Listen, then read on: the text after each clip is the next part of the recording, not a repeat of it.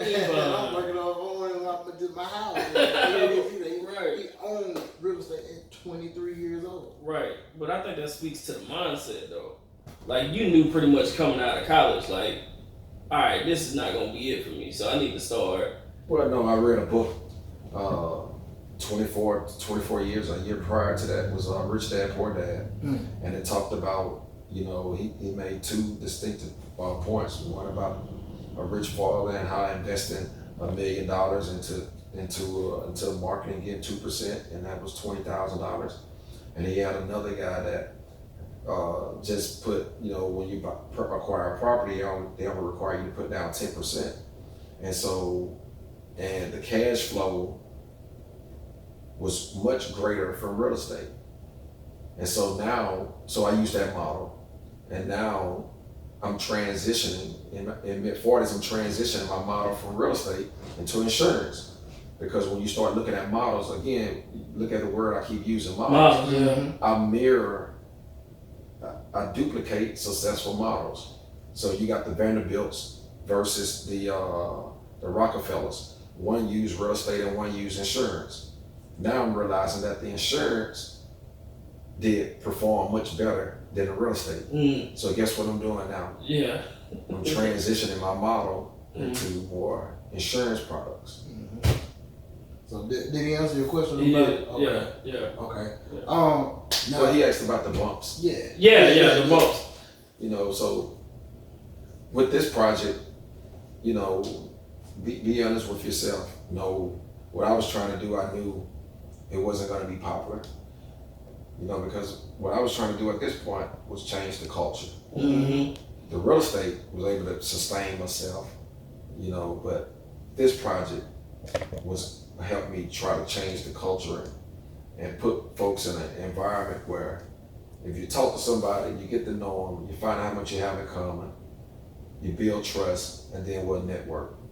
And when you start looking at the folks who we've met in here, that's what happened. Yeah. And so I wanted to create a space where people were comfortable, and then we could start changing the narrative from how they predict or projected black men. Are we gonna be fighting? Are we gonna be on tables? Or girls got they, trapping? Which ain't nothing wrong with none of that. But I just wanted to show that we're not a monolithic people. And so I wanted to show a space where we can see another side and different variables of us. And so, and I wanted to create a space, and this was it. This was Kazoo. I think you've successfully done that, man. Because I've seen people like network and build business relationships in here. Just talking amongst one another. It's like a different type of bond and vibe just in here. So I think you've done that hands down. Well, thank you. Man, just to piggyback off what you said, it's been plenty of times. I'll be up here with either with you or with a couple other my friends. And Marc does what he does. He'll walk through, speak to everybody. And, he'll come over, he'll speak. And then I'm like, Marc, I got a question I got to ask you about something. All right, what you got?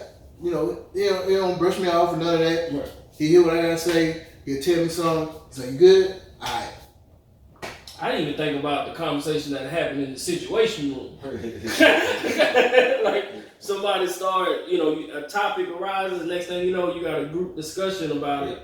And you get different points of view from everybody. Yes. So therefore, you're able to get a better perspective on what that topic is, and you leave better, I say, more well-rounded because you're not just getting the opinion of one person. Correct. You're getting it from several people, and it's genuine conversation, and it's not one of them things to where you got somebody just over talking everybody. It's everybody's just having a genuine conversation about it, man. No judge on it. Yeah, exactly. It's like barbershop talk, but on another level. Exactly. And so I want to talk to you, Marc, about I've known you to have.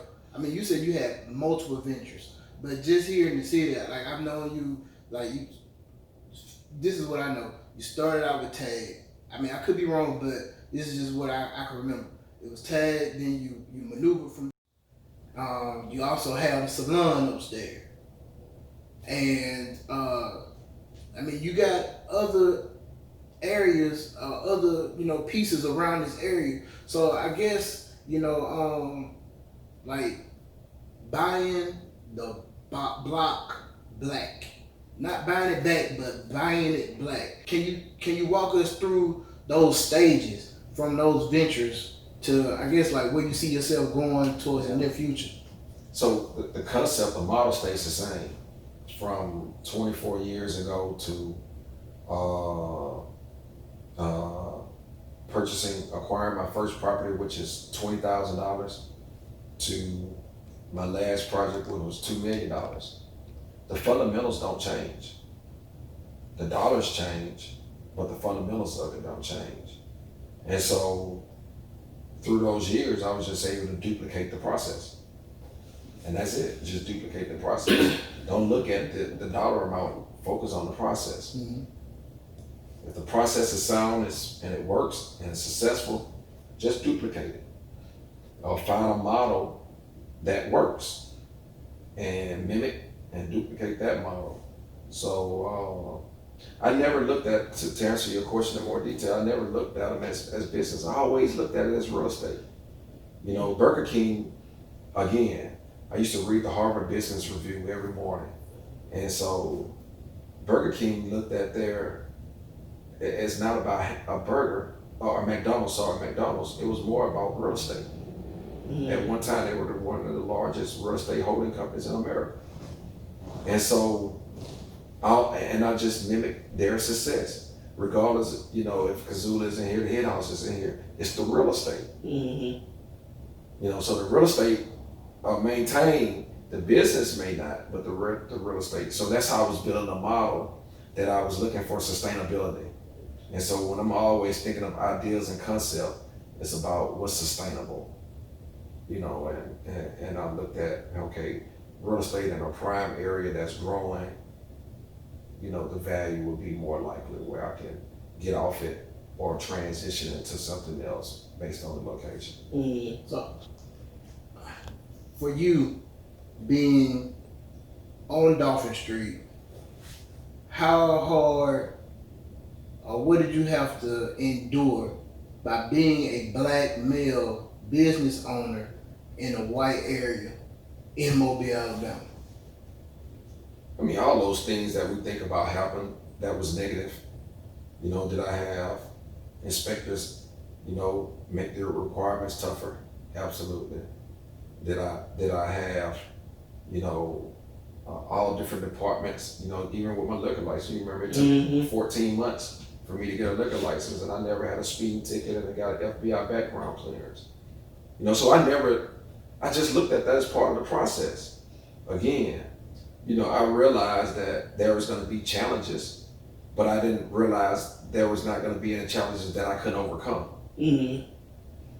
Yeah. So my mindset was already built that the process was going to be tough, but it wasn't that you couldn't deal with it. Yeah, I couldn't. Yeah. So I don't go into thinking about or feeling like it's probably wrong, but I block those things out. I know people are may have different ulterior motives to make things difficult, but that's just life. Yeah. And if I focus on that, I can't move forward. I got the next project I got to work on. Yeah. Yeah, okay, you telling me to build a wall 10 feet and the requirements say 8 feet. I could fight you, or I could just build it 2 more feet and move on. Yeah, right. Yeah. And that's how my mindset works. Mm-hmm. And then you find another challenge and we go through that. And at the end result, my mindset is, hey, I got a bigger wall than everyone else. So I turn that negative into a positive. Yeah. And so that's just how my mindset is. Man, like I don't know, I'm kind of like a lost of words, man, because it's like every time I talk to Mark, I always gain more knowledge. Insight, man. More insight. Yeah. From when I first got there. I mean, I think that's the key for a mentor and a mentee is to always gain more information than what you had before you got there. See, I don't look at it as, I look at us having a relationship. Not one is greater than the other. You know, just so I may be a subject matter expert in something that you may not be in. But once we feel like we put layers and hierarchies, then we can't share. Mm-hmm. And so I never look at anyone other than that. You know, because I'm looking at how you maneuver, what things you're doing. There's things that you can do that I can't do. And so we're gonna share information, I think, with, you know, and sometimes age don't mean experience. Mm-hmm. Yeah. Yeah. Age don't necessarily mean wisdom. Yeah. And so, you know, I always look at us as equal.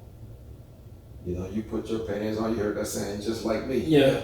And so we all attacking the same interest. We have the same interest, the end goal in mind. I think everyone wants their family to be taken care of.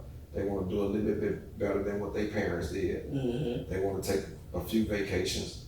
I mean, that's black, white, Asian, pretty much everyone has that same mantra going, you know, in life. That's kind of what they want to do in life. So, you know, we got to realize we all chasing the same goal, the same dreams. We all chasing it. And there's different ways to get there.